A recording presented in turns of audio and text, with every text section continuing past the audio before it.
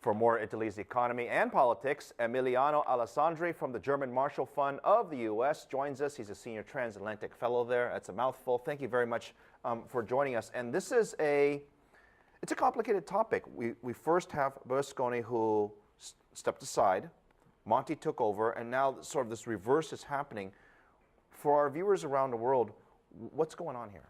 Well, I think that Italy is really facing an historic turning point in a couple of months when we will have elections. And Italians will have to decide about whether they want to go back and elect Berlusconi again as prime minister, or whether they want to be done with that legacy, with that history, and choose someone else.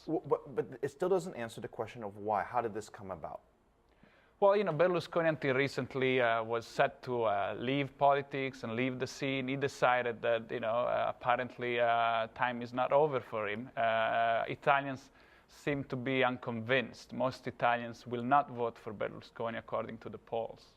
Now, today we had an interesting reaction in the marketplace. We saw stocks move lower, especially in Italy, but we also saw yields move higher, which means that there's a concern in the marketplace of now uncertainty. How much of this is related to some of the austerity measures that have been talked about, and some of them have been placed to the detriment of the Italian economy, and also how much is that related to the overall health of what's happening in Europe? I think that the negative reaction to the financial markets today is mainly due to the fact that Monti is resigning sooner than expected, and the fact that there is a lot of uncertainty about the next steps.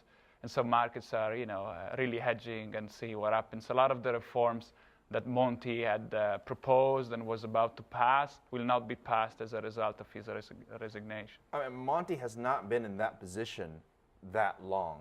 And there's a lot of relationships within Europe that are complicated. One is with Germany, with France, with what's happening in Greece and Spain. How does this affect all those different relationships within the Eurozone?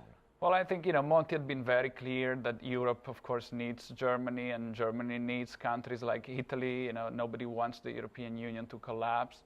That type of solidarity is much harder to see in the case of Berlusconi, that has had a very difficult relationship with the German leadership over the years. Berlusconi will run a campaign against Germany, against Brussels, maybe not against the euro and European integration, but a very populist campaign which will not help bilateral relations. The world is very familiar with Berlusconi.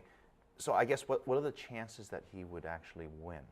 Chances are very low. I think most Italians are really tired of Berlusconi. What we're seeing now is a sort of fossilized, a sort of fossil Berlusconi, a mummified version of Berlusconi trying to come back. It's a very desperate attempt at coming back. And according to the polls and according to anecdotal evidence, most Italians will not vote for him.